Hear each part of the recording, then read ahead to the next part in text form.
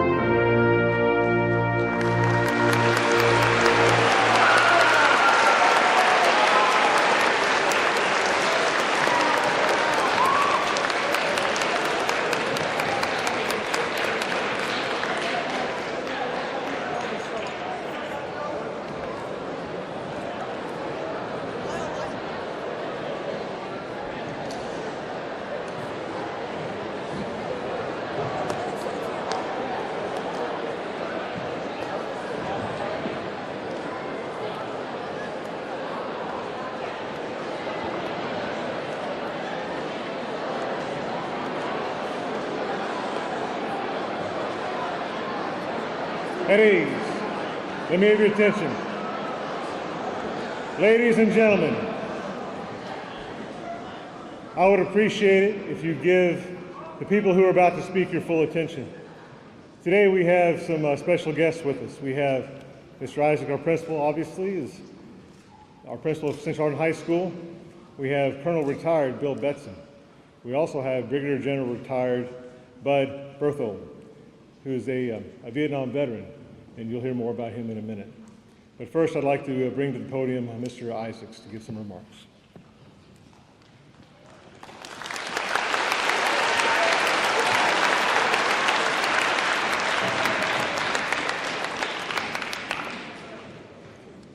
All right, first people I would like to take a second and recognize. I know just a couple of them are willing to come down here and be seen, but we have put posters up on doors today because we do want to recognize our faculty and staff who have served.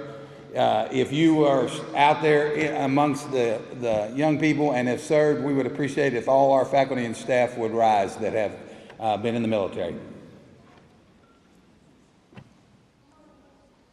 I would appreciate it if you would recognize them, ladies and gentlemen.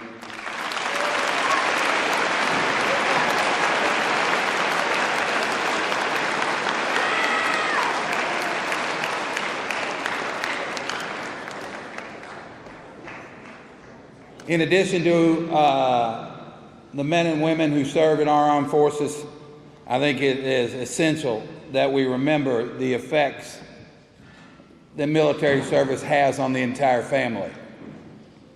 While I have not ever served in the military. I am blessed to have brothers, stepbrothers, and my father who also served. And many of you are in the same boat, so I'm asking you, if you have a family member who has served in the military, if you would stand.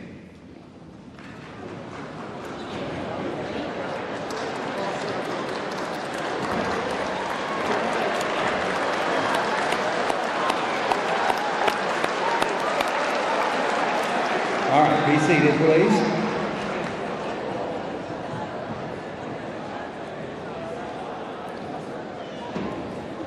It is my hope that we can continue to grow this opportunity to honor the men and women who serve in our military. And each year we try to make this a little bit better. It is my hope in the coming years and as early as next year we can begin to allow some of you who have family members who have served to maybe come join us. With the construction and all that has been gone with it, that has been difficult. But we are very blessed today, in addition to our guest speaker, to have a retired Brigadier General, Julius L. Berthold, who served 31 years in the Army, including a tour in Vietnam with the Service Battery, 2nd Battalion, 138th Field Artillery. Junior ROTC Cadet Carly McKinney, a freshman here at Central Hardin, is General Berthold's great-granddaughter. Would you please recognize General Berthold?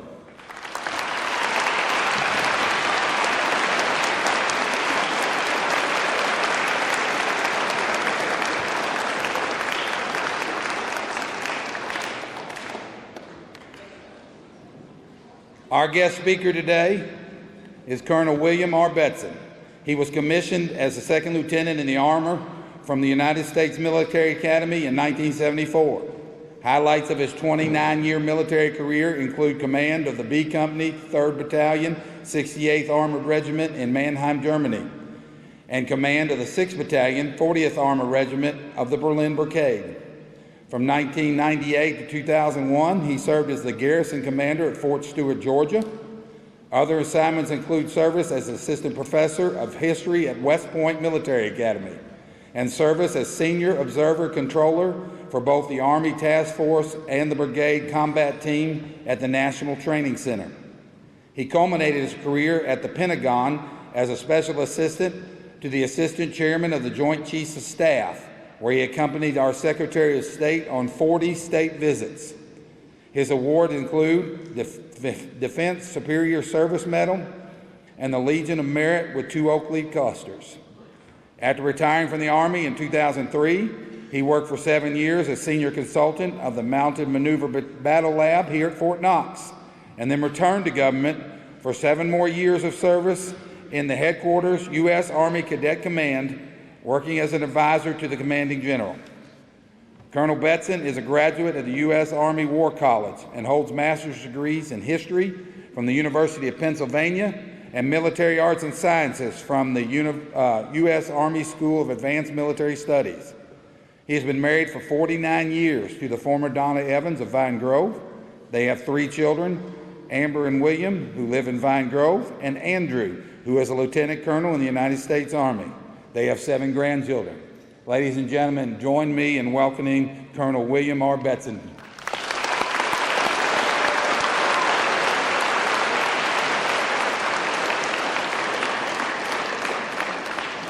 Thank you, thank you. Before I start, though, I thought the band was terrific, so let's give them another round of applause.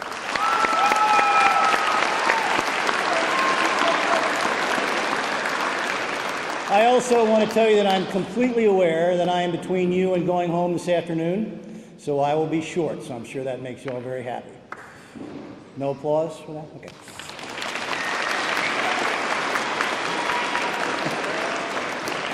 I'm pleased and deeply honored today to have the opportunity to speak to you as we honor a group to whom we all owe a lot, our veterans. It is important and fitting that we do this, I think.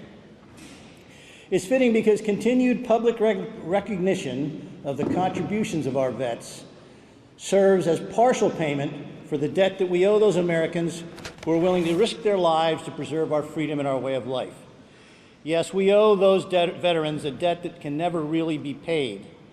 But by recognizing and giving thanks to our veterans in this ceremony, that's a way we can do that.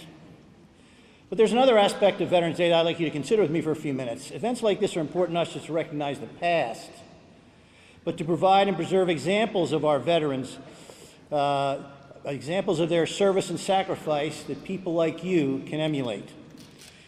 Indeed, as we use our veterans' example to instruct young people, we give those veterans a way to continue to serve America. And I'd like just to tell you a few stories about veterans. The first involves a man named Bill Carney. Bill was standing with his battalion commander as his unit prepared to make an assault against a very strong enemy position. His unit had seen some combat, but this would be the first real tough test. His battalion was picked to lead the attack because of their good reputation and because the commanders knew that their soldiers in this unit were anxious to prove themselves. At dusk, Carney moved forward with a command group under heavy artillery fire that caused significant casualties. The battalion reached an earthen berm, paused, and charged over the top.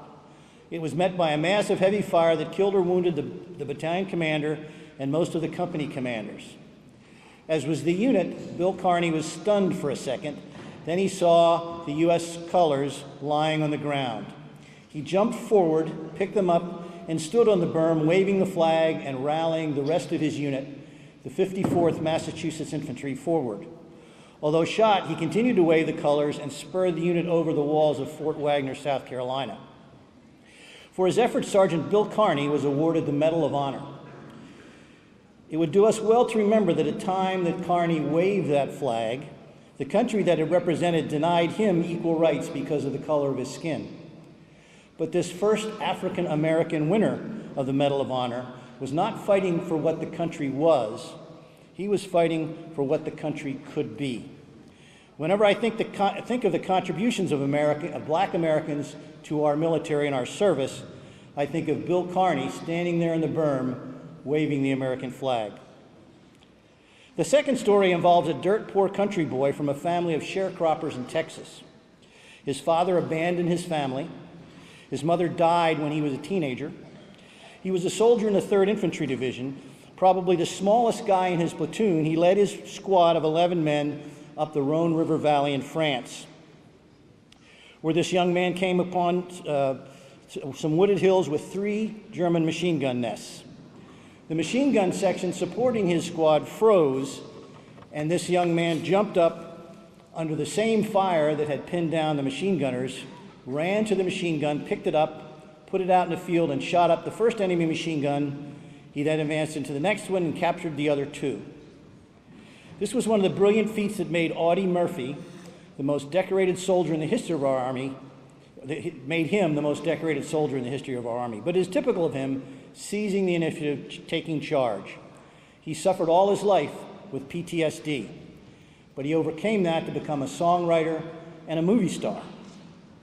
I have a couple more stories. On D-Day, June 6, 1944, a key objective of the 82nd Airborne Division was the town of Saint-Mary-Église, a vital road junction guarding the exit from the beach where American soldiers were landing. The 82nd was badly scattered in the nighttime drop and needed time to organize its defenses. The 505th Parachute Infantry gathered together an ad hoc group of soldiers under Lieutenant Turner Turnbull and dispatched it north of the town to form a roadblock to hold the Germans off long enough for the scattered paratroopers to be gathered. What we called full-blooded Cherokee Indian, Turner Turnbull was a legend in the 505th. Everybody knew that he was the best lieutenant in the battalion. Under his leadership and tactical ability, Turnbull's platoon held off 6 times their number of Germans all day. Turnbull was everywhere, inspiring the defense. By the end of the day, surrounded on 3 sides, it was time for the small force to withdraw. The 28 wounded men of the platoon, though, had to be left behind.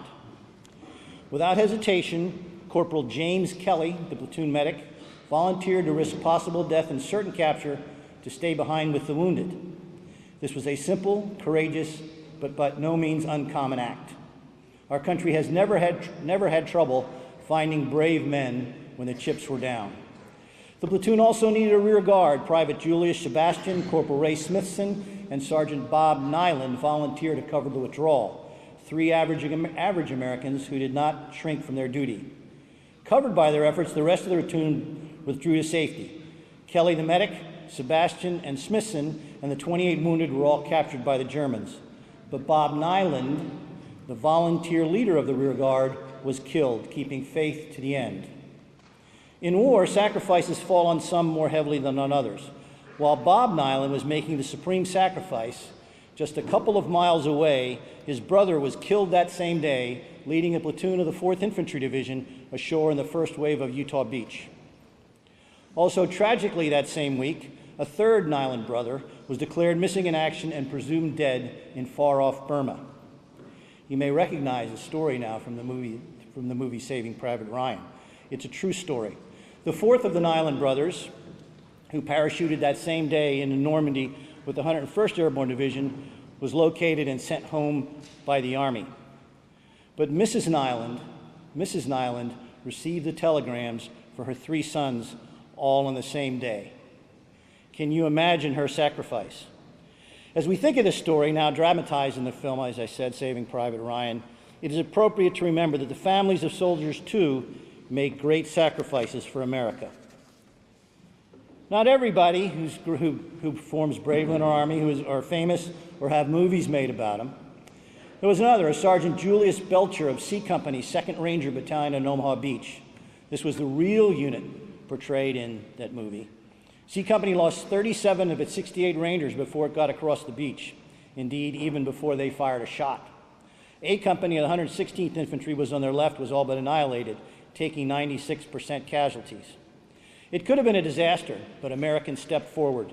Belcher and his lieutenant found a crevice in the bluffs, took the initiative, and led the way. After the lieutenant fell, Belcher personally led the attack into the flank of the German position.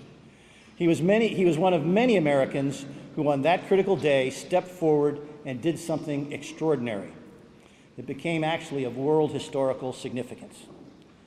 At Omaha Beach, the American material advantages in air power and firepower were not applicable.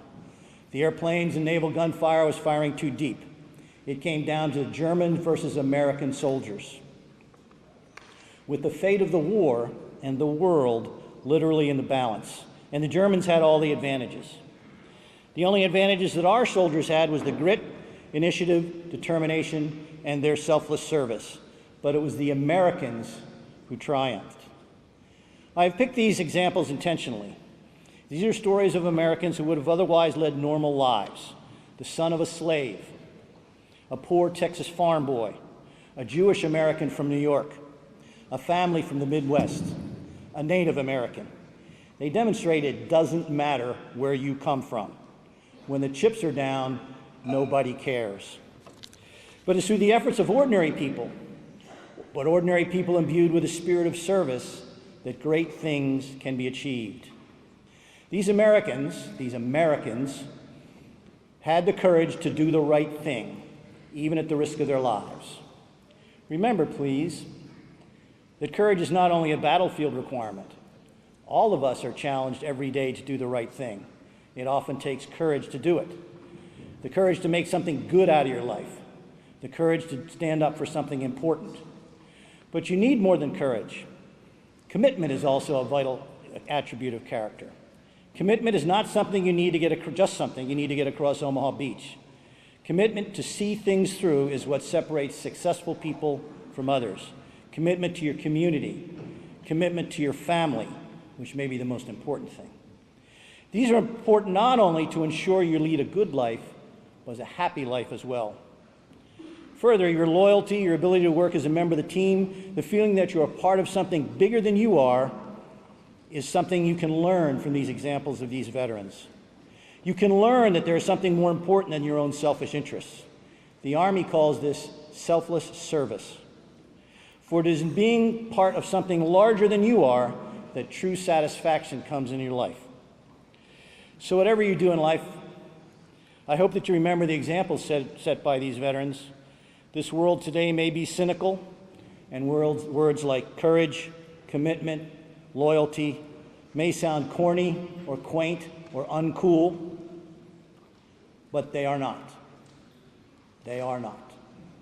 So, happy Veterans Day, and I wish all of you the best of luck.